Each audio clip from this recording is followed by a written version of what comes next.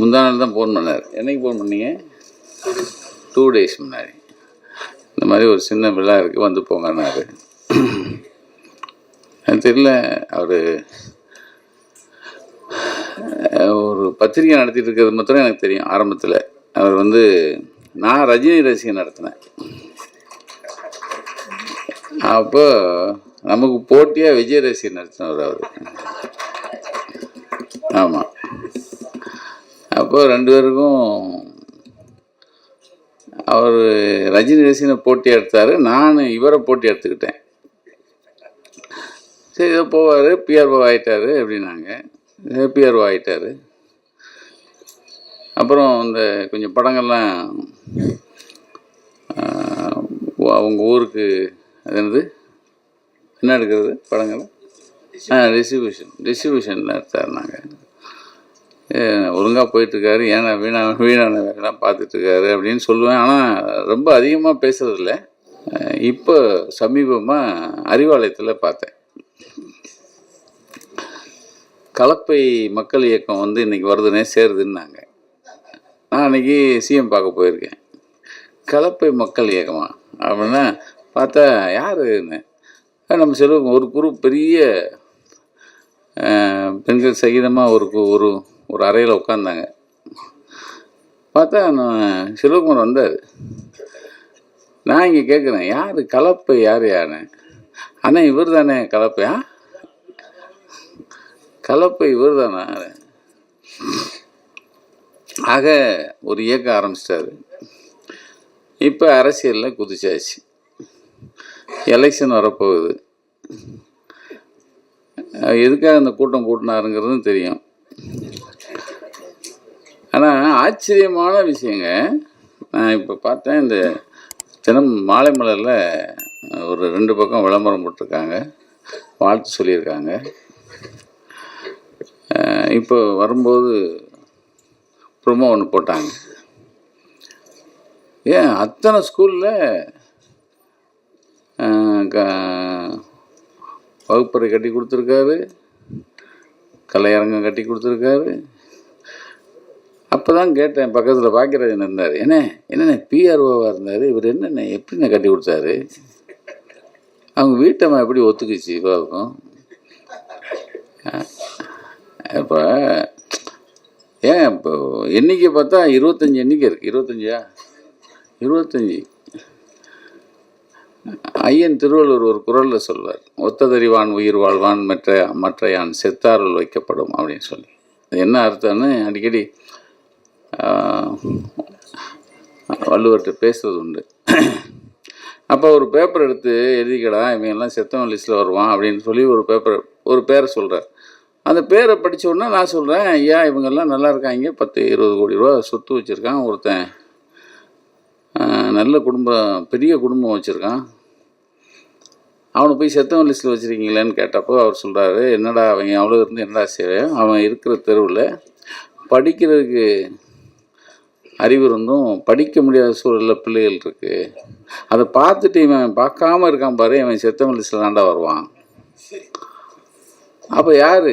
அது மாதிரி இன்னொரு பேரை சொல்கிறாரு, ஐயா அவன் 4 பொண்டாட்டிக்காரன், அவன் வந்து கிட்டத்தட்ட 4 மில்லு வச்சுருக்கான், இன்றைக்கும் ஒரு எப்படியும் 100-200 கோடி ரூபா தேரும், அவனை போய் செத்தவன் லிஸ்ட், அவன் இருந்து எவனையா பிரயோஜனம், அவன் இருக்கிற தெருவில் பிள்ளைகள் வந்து சாப்பாட்டுக்கு வழி இல்லாமல் இருக்குடா, அதை பார்த்துட்டு அவன் மாத்திரம் 3 வேளை சோதனைட்டு இருக்கான், அவன் செத்தவன் லிஸ்ட்டில் தான் வருவானார். அப்படின்னா யார் மனுஷன்? தன்கிட்ட இருக்கிற பணத்தை தனக்கு போக மிச்சம் படிக்காத பிள்ளைகளை படிக்க வைக்கிறதுக்கும், படிக்கிறதுக்கு வசதி இருந்து படிக்காத பிள்ளைகளை படிக்கிறதுக்கான பள்ளிக்கூடம் கட்டி கொடுக்குறது, இந்த மாதிரி விஷயங்களை பண்ணுறவன் எல்லாம் மனுஷன் லிஸ்ட்டில் தாண்டா வருவான். அந்த வகையில் எங்கள் செல்வகுமார் மனுஷனா, வள்ளுவர் சொன்ன மனுஷனாக இருக்கார். பெரிய விஷயங்க, அதுக்கு மனசு வேணும், ரொம்ப மனசு வேணும். நிறைய நான் கூட சும்மா பேருக்கு தான் சொல்லியிருக்காரு போல், 25 பள்ளிக்கூடத்தை பண்ணார். அது அப்பாவையா ஊர் பேர் எல்லாத்தையும் அந்த ஊர் எந்தெந்த பள்ளியில் கட்டி கொடுத்தாருங்கிறத விழாவாரியாக ஒரு 10 ஸ்கூலுக்கு சொல்லிட்டு போயிட்டார். நான் அதாவது யாரையும் குறைச்சி மதிப்பிடக்கூடாது அப்படிங்கிறத நான் இன்றைக்கி செல்வகுமார் தான் பார்த்துட்டேன் சார். உண்மையாகவே அவர் ஏதோ பிஆர்ஓ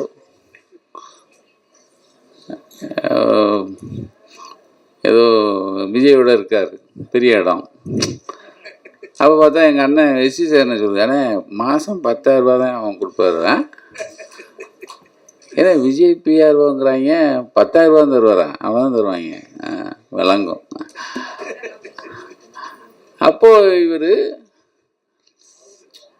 சென்னைக்கு வந்து தன்னை எப்படி வளப்படுத்தியிருக்காரு, எப்படி எந்த அளவுக்கு பள்ளிக்கூடங்களாக தேடி தேடி தேடி. நான் கூட இப்போ தான் யோசித்தேன், நம்ம ஊருக்கு ஒரு பள்ளிக்கூடத்துக்கு ஒரு கலையாங்க. நான் ஒரு நகராட்சி ஸ்கூலில் படித்தேன், அது தான் வாடகையில் இருந்தாங்க போல், அவங்க இப்போ காலி பண்ணிட்டாங்க. இந்த வாட்டி போனேன், இப்போ நம்ம செல்வகுமார் தான் நாடணும் போல் இப்போ எங்கள் நகராட்சி ஸ்கூலுக்கு. அவர் தான் கட்டி கொடுக்குறாருல அப்படின்னு. இல்லை சார், இந்த நினப்பு வர்றதே பெரிய விஷயம் இல்லை சார். இவர்கிட்ட போனால் இவர் ஒரு பள்ளிக்கூடத்துக்கு செய்வார் அப்படிங்கிற நினப்பு வர்றது இருக்குல்ல சார், அது வந்து ஏன்னா பள்ளி ஒரு படிப்பு இல்லாமல் சார். இன்னைக்கு எங்கள் எஸ்சி சேகர் உட்காந்துருக்காங்கல்ல, அவருடைய குழந்தையா தானே சார் வரும், தம்பி மனைவி கொழுந்தியா, அவங்க தான் போன ஜெயலலிதாமா இருந்தப்போ சீஃப் செக்ரட்டரியாக இருந்தவங்க இருக்காங்கல்ல, கிரிஜா வைத்தியநாதன், அவனுடைய தம்பி ஒய்ஃபு. ஆமாம். அப்போது அந்த படிப்புக்காக இவ்வளோ மெனக்கிறார்ல நம்ம செல்வகுமார். உண்மையிலே எனக்கு அவர் மேலே மரியாதை வந்தது. நானே கொஞ்சம் லைட்டாக போகாமையே தான் பார்த்தேன். நான் காடு மேடெலாம் போனோம், அது வேறு விஷயம். 30 வருஷத்துக்கு முன்னாடி பார்த்தேன் சார். இன்றைக்கி வரைக்கும் எங்கள் பொண்டாஜனை கேட்டார், இன்றைக்கி வரைக்கும் பேசுகிறாங்க. 30 வருஷம் முன்னாடி பார்த்தது இன்றைக்கி வரைக்கும் பேசப்படுதுன்னா, நான் 30 வருஷம் கழிச்சும் பேசப்படுங்கிறதுக்காக பார்க்கல. ஏதோ ஒரு வேகம் இருந்தது. நம்மளை எல்லோரும், அதாவது பத்திரிகை, இவன்லாம் ஒரு பத்திரிகாரனான்னு கேட்டாங்க. நானும் ஒரு பத்திரிகாரனாக ப்ரூவ் பண்ணணுன்னா நான் என்ன பண்ணேன்னு பாடுறான்னு சொல்லி தான் பார்த்தேன், வேறு ஒன்றும் கிடையாது. இப்போ எல்லோரும் திரும்பி பார்த்தாங்க அப்படியே. ஒருக்க சன் டிவி நேருக்கு நேரில் வீரபாண்டியன் என்ற கேள்வி கேட்குறாரு. அப்போ நான் 9 பேரை காப்பாற்றுறதுக்கு போயிட்டு வந்துட்டுருக்கேன். 9 பேர்னா 97 வீரப்பன் 9 பேரை கடத்தி வச்சிட்டாரு வன இலாக்கா அதிகாரிகளை. அப்போ பேசும்போது அவன் கேள்வி கேட்டுட்டு இருந்தார். அப்போ அவர் கேட்டார், இந்த மாதிரி ஒரு பெரிய பத்திரிகை ஜாம்பவான், தமிழக அரசியலில் ஒரு பத்திரிகை தீர்மானிக்கிறதுனா இவர் தான், அப்படிப்பட்ட பெரிய ஆள். அது என்ன கோபால் பஸ்ஸில் போயிட்டு வர மாதிரி வீரப்பனை பார்த்து வர்றாரு, இவர் மாத்திரம் போலீஸ் மாத்திரம் போக முடியல, ஏன் போலீஸ் போய் பிடிச்சி வந்திருக்க வேண்டியதானே, கோபால் பின்னாடியாவது போயே பிடிச்சிருக்கலாம்ல அப்படின்னு சொல்கிறாரு அப்படின்னு வீரபாண்டியன் கேட்குறாரு. நான் சொன்னேன், ஜோ சார் தானே என்ன, ஏன்னா அவங்க முதல் நாள் அறிக்கை கொடுத்துருக்கதா எனக்கு யார் சிஎம் சொல்கிறார், கலைஞர் தான் சொன்னார், கோபால் பார்த்தீங்களா அந்த அறிக்கையை அப்படின்னாரு. ஒரு கூட்டத்தில் பேசிட்டாங்க. அப்போ நானும் முடிச்சிடுறேண்ணே. அப்போ அவர் யார் தெரியுது, அவர் பேசுவார், வாமா மின்னல், அந்த கோஷி தான், மாயண்ண வந்திருக்கா. இல்லைண்ணே, பேசும்போது சொன்னேன் யார் பேசுறதுங்காக.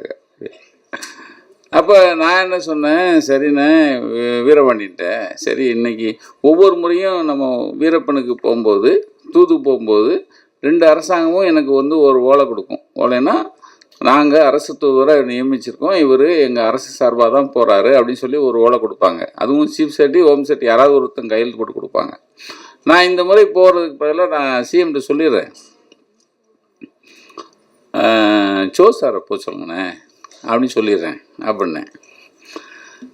ஜோ சார் வேணால் அனுப்புவோம் அப்படின்னு சொல்லியாச்சு. ஏன்னா அவர் தான் சீக்கிரம் போயிட்டு வராருல அப்படிங்கிறாருல, போயிட்டு வரட்டும் அப்படின்னு சொல்லிட்டேன்.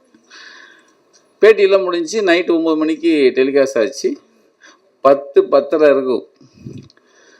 எங்கள் வீட்டம்மா, அப்போ தான் அந்த சிந்த ஃபோன் இருந்ததில்ல, கார்லெஸ் ஃபோன், யாரோ ரஜினியா அப்படின்னு சொல்லி ஃபோனை கொண்டு வந்து எங்கள் வீட்டம்மா கொடுக்குது. அவன் என்ன யார் உங்கள் வீட்டம்மாவான்னுச்சு. ஆமாண்ணே. சரி சரி. கோபால்னாரு. சொல்லுங்கள். சார் ஃபோன் பண்ணார். என்னென்ன? இல்லை கோபால் என்னை கொல்றதுக்கு பிளான் பண்ணிட்டாரு அண்ணார். அதெல்லாம் காடு மேடு இதெல்லாம் கடந்து வந்ததுனால 30 வருஷம் கழிச்சும் இந்த அம்மா தொகுப்புரை வழங்குற அம்மா என்ன சொல்லிச்சு, வீரப்பனுக்கு வீரத்தை பறைசாட்டியான் கொண்டே விடுவான் அவன். ஏங்க நான் போய் அவனுக்கு வீரப்பனுக்கு நான் வீரத்தை பறைசாட்ட முடியுமா?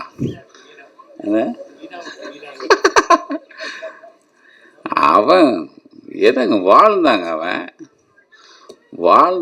உண்மையிலேயே குழந்தை பேசும்போது குழந்தையா இருப்பார். ஆனால் ஒருக்க சொல்லிவிட்டாங்க. ஏன்னா வீரப்பன் காட்டுக்கு ரேஷனை கட் பண்ணி விட்டோன்னு போலீஸ் சொல்லுது. ரேஷன்லாம் போல, இனிமேல் வீரப்பன் சோறு இல்லாமல் செத்துருவான் அப்படின்னு போலீஸ் சொல்கிறாங்க. நான் போயிட்டேன், எப்படி சோறு இல்லாமல் செத்து போகிறான்னு பார்ப்போம் அப்படின்னு. போனால் மரவள்ளி கிழங்கு இருக்குல்ல, மரவள்ளி கிழங்கு அதை நல்லா அவிச்சு ஒரு கும்பாலம் இருக்குது. மலைத்தேன் இல்லை, பெரிய அடை, அதை உரித்து அப்படி அடையாக தொங்க விட்ருக்கான். கொஞ்சம் ஆசிரியர் வா வா வா சாப்பிடு. அதை கொஞ்சம் போய் ஒரு கத்தி வச்சு வெட்டி அதை புழிஞ்சி இந்த கிழங்கு உரித்து தொட்டு சாப்பிட்டுட்ருக்கான். ரியாக்ஷனை கட் பண்ணிட்டாங்களாம் அவங்க.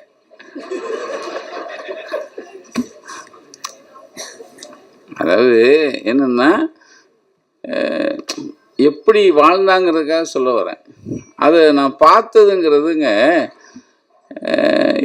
இது அரசியலில் ஒருத்தன் கொண்டுட்டு போயிட்டே இருக்கான். வீரப்பன் ஒருத்தர் இருக்காரா இல்லையான்னு கேள்வி வருது. நான் நம்ம ஊர் வீரப்பனாக இருப்பாரோன்னு நினச்சி நான் அப்போது நம்ம செங்கோட்டையன் இருக்காரா, இப்போ ஒரு அறிவாளிகிட்ட போய் சேர்ந்துருக்காரு. யார் அவர் என்ன பண்ணிட்டாரு, வீரப்பனை நாங்கள் பாம்பே பக்கம் கடத்தி விட்டோம், அதை கண்டுக்கூடாது.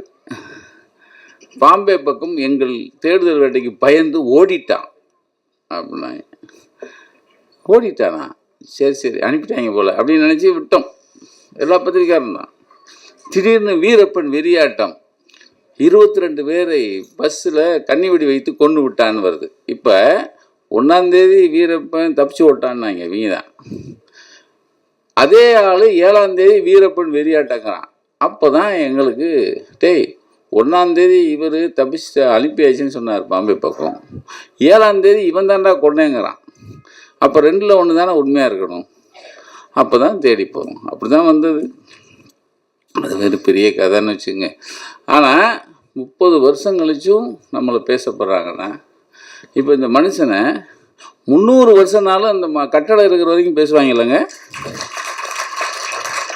நான் செஞ்ச வீரப்பன்கிறது எனக்கு பொழப்பு. ஆனால் இவர் பொழப்புக்காக படல. நான் இப்பயும் சொல்கிறேன், அவங்க வீட்டம்மாவுக்கு கோயில் கட்டணும், மருமகளாது அவங்களுக்கு கோயில் கட்டணும். ஏன்னா பொறுத்துட்ருக்காங்களா இவ்வளவு. பெண்கள் படைசூழ தான் இருப்பாருங்கிறது நல்லா வித. இப்பயும் பாருங்கள், அப்படி பெருவாரி அப்படி கடலில் பட்டது பூரா பெண்கள் தான் இருக்கீங்க. சகல செல்வாக்கோடு இருக்கார் அவர். நான் எனக்கு லைட்டாக போகிற மாதிரி தான் அடிக்கடி, எப்படி இவ்வளவு பேரை சம்பாதிச்சார்.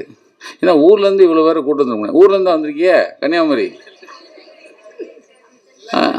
சென்னை. அப்போ தேடி இவரை நாடி வர்றது இருக்குல்ல, அதாவது உதவி செய்கிற ஒருத்தர் அந்த மனப்பாங்கு இருக்குல்ல. நான் ரொம்ப எனக்கு இது அந்த வீடியோவில் பார்க்கும்போது இந்த ஊருக்கு பண்ணியிருக்காரு, இந்த ஊருக்கு பண்ணியிருக்காரு, அதுவும் ஆதாரமாக எல்லாமே கல்வெட்டோட. நான் வேறு ரிப்பீட் கல்வெட்டு வருதான்னு வேறு பார்க்குறேன். அதை ஒன்றே திருப்பி போடுவாங்கல்ல, அதெல்லாம் இல்லை. இவர் கல்வெட்டில் வேறு இவர் உருவத்தை வேற பதிச்சு 4-5 இடத்துல போட்டிருக்காரு. ஆனால் ஆக நம்ம செயல் 30 வருஷம் இருக்குன்னா, இவர் 300 வருஷத்துக்கும் இந்த கல்விக்காக, இந்த மக்களுக்காக, இந்த பிள்ளைகளுக்காக இவ்வளவு செய்கிறதுங்கிறது உண்மையிலே மனசுங்க. அந்த மனசை பாராட்டுறதுக்கு எத்தனை முறை வந்தாலும் தரும். உண்மையிலே இப்போ ஏதோ அரசியல் ஆசையில் வந்திருக்காருன்னு நினைக்கிறேன். நான் அதுக்குள்ளே போகல. ஏன்னா நான் சினிமாக்குள்ளேயும் வரல, அரசியலுக்குள்ளேயும் போகல. நம்ம ஒரு பத்திரிக்கையாளர் அது இது போதுன்னு நினச்சி இருக்கிறவன்.